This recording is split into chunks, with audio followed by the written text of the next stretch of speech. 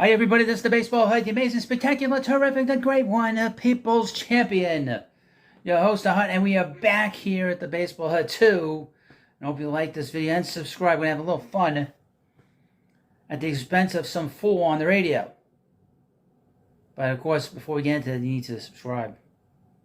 Here we go. So we have WFAN. It is the legendary birthplace of sports talk radio. It began in 1987, and it was not a great success in the beginning. It had to take Imus in the morning to be an anchor for all those years, for almost 20 years when he was there.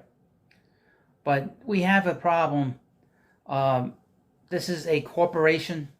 CBS Sports and CBS runs WFAN, and they've run them for quite a long time. And you see this corporate message, which the message when it comes to regards to the New York Mets is that the Mets don't do anything right.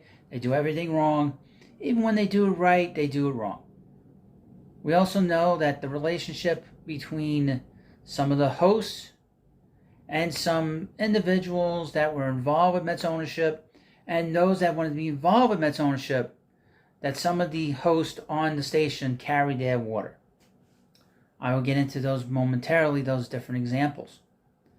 But Greg Giannotti, who was the other small, tiny part of the Boomer Esiason show, they call Boomer and Gio. Let me tell you something. I would not watch a show or listen to a show, the Norman and Greg show. I would not watch that. Boomer and Gio, I guess, sounds a little bit peppier, but I would never watch Norman and Greg, which is the real names of Boomer and Gio. Gio's just a nickname, and Boomer, there's one thing you can call Boomer when you're 10 years old. The guy's 60 years old. People still call him Boomer. But Giannotti they're both supposedly Met fans. You wouldn't know by all the threatening comments they make about Steve Cohen and his business and how he's run the Mets for the last 3 years. And in fact, they went after the Mets and after Steve Cohen a month into his time as a team owner. Well, I got you here from Odyssey. I don't watch these shows, but I follow them on Twitter or X, and I get a lot of the WFAN highlights. They post them during the day. This was done on Monday. This monkey crap was done on Monday. Let me read the headline. Gio says Steve Cohen era has been a nightmare so far. He doesn't know what works. Okay, Gio. So for the first month and a half of the Steve Cohen era, you complained he wasn't doing anything along with your partner. Every so often, you and Boomer viciously attack the owner. Viciously. But you fail to mention your relationship to Barstool Sports. Now, what's Barstool Sports? It's one of these companies that was founded by Dave Portnoy. You know, Dave Portnoy, the guy that eats the pizza and reviews the pizza. Well, he wanted to be an owner of the Mets. He was part of the ownership group that Alex Rodriguez and Jennifer Lopez were going to have when they were trying to buy the Mets, and he was going to be part owner.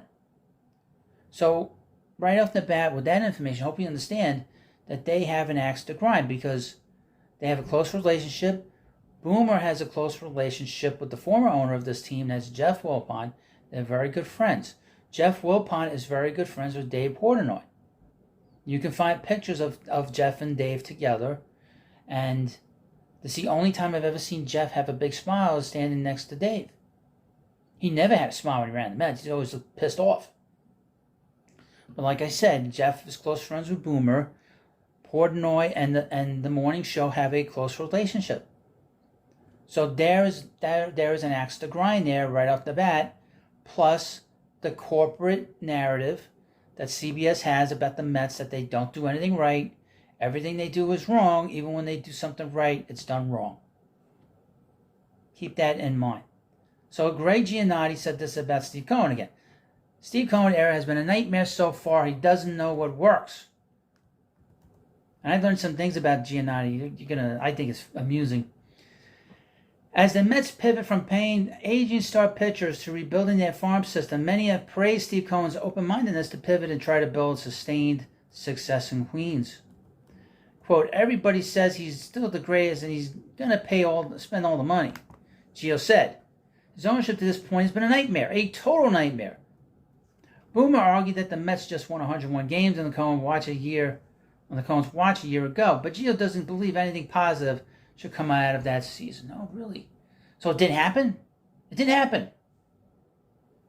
Again, Boomer agrees with Gio, but Boomer has to sort of be balanced. He doesn't want to make it seem like he's always attacking on the, he doesn't want to be looking like he's carrying the water for his friends and his company. Quote, okay, and then they fell apart and had nothing to show for it, Gio said. Then they brought back the same team and they sucked. He doesn't know what he's doing. Everybody says he has all the money, all this money, knows what he's doing. He threw a bunch of money at people. It failed miserably. And now he's completely changed course. Gio, we're going to get into Greg, the second he took over as owner in the first press conference, he said he wanted to build a strong farm system. But he wanted to win right away. Right off the bat. His first year with the Mets as owner, they spent half the year in first place. And if they did not lose Jacob deGrom and Francisco Lindor, they would have won the division. Last year they won 101 games. Like I said in the previous video about this whole situation, nobody knew, and means nobody knew that the Braves would win 800, would have an 800 winning percentage. Nobody knew that. And they did finish with the same record. As hard as the Braves played to catch the Mets, they never surpassed them. They had to do it on a technicality. I'm just saying. This year's been a disaster. We all know that. But to swing from one to the other and say, no, this doesn't count. Bullshit. Why do you keep records? Why do you count the numbers? Why do you keep paying attention to the stats? The stats mean something. Now, we mentioned about Gio again. He goes on this diatribe. He says he's making it all up as he goes along. He doesn't know what works. He does know what works. That's a strong farm system. He said that. And that's what he's going to do, which I'm very happy about. And most Mets fans should be happy about. And the thing about Gio, and I've learned this before, that he has a lot of issues. A lot of a lot of mental issues. I hate to be mean. But when you say something just ridiculous like this, and the fan, those of the fan have been saying crazy stuff like this over the last few weeks as the Mets have begun to sell and basically getting ready for next season. Gio has a lot of problems. He's got a lot of mental problems. I'm not joking. Back in May, I guess he's talked about it on the air, which you shouldn't do. You shouldn't talk about your problems on the air or on video. Because then it makes you look, in my view, it makes you look weak. And it gives people like, I don't know, say myself, ammunition to goof on him. Well, somebody mentioned the fact that I guess Gio deals with all these sort of, they call them mental health issues. Back in the day, it used to be called mental problems. Mental problems sound like a negative thing. Mental health issues don't sound like a negative thing. I think that's why they say it like that. But I guess a caller said he needed to man up. He needed to suck it up. Because Gio deals with a lot of anxiety. Now, I'll say this about people that do deal with anxiety. I'm sorry if you don't like this video, but it's not the first time I've gone after somebody that's had some issues. We know Dom Smith. I've gone after Dom pretty good. He's got some big problems. But with Gio, if you're gonna attack a sports figure or a player or an owner and use the kind of comments and the language like a nightmare, this was a tough season. No doubt about it. But a nightmare, that's a bit of an exaggeration. But considering he deals with these issues, I would say again, back in May, Cohen said that he, he should suck it up, quote unquote, and he had a meltdown on the radio. It was so bad, this meltdown, that Boomer Esiason was trying to get them off the air. It was so bad, Boomer left the studio. Norman couldn't take it, which makes me wonder and makes me think that this is not the first time that Greg has had a meltdown in front of him and everybody else at the radio station. It's just really one of the first times he's done it on air. Gio, get a hold of yourself. Again, like the guy said, suck it up. You know what it is? Why he probably deals a lot of anxiety, because he's only known for one thing on the fan. If you remove all of his impressions of all the different hosts on the fan, like his Joe Beningo, his Mike Francesa, his Steve Summers, his Christopher Mad Dog Russo impression. If you remove all those impressions, he is no better, no worse than the average host on that radio station. And he carries the water of a corporation. Never ever forget that. We know that CBS deals in propaganda. And he's just another of these propagandists that are at the fan. And I would mention Keith McPherson basically said in a comment on his own program that he's a shill. He's a shill for the Yankees. So everything the Mets do is wrong and everything the Yankees do is right, although the Yankees are in the same boat as the Mets at this point. But Giannotti, again, to finish this up, there's no reason to attack Steve Cohen. His second year, they won over 100 games. The years from 2002 to 2020, the Wilpons never won 100 games. Never won 100 games.